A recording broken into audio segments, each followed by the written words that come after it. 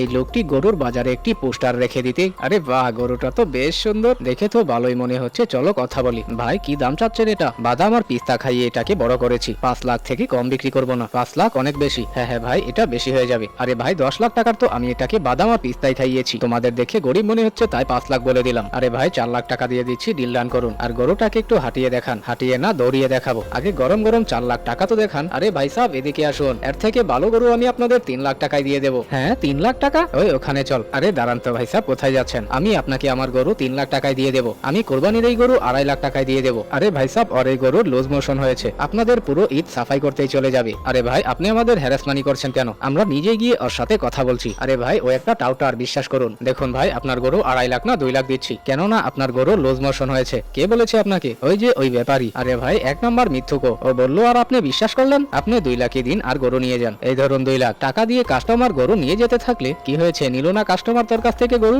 একটা কথা বলবো, আমি ইচ্ছে করে ওদের কাছে গরু বিক্রি করিনি, কেননা এই গরু আমি 1 লাখ টাকায় কোনো গরিব মানুষকে দিয়ে দেবো। এটাই সুযোগ টাকা কামানোর। দেখ ভাই, গরিবের কথা ছাড়, আমি তোকে 1.5 লাখ দিয়ে দিচ্ছি, আমায় দিয়ে দে। তুই যখন আপত্তি করেছিস তাহলে দিয়ে দে টাকা। এই ধর 1.5 লাখ, নিয়ে যা গরু। চল ভাই চল।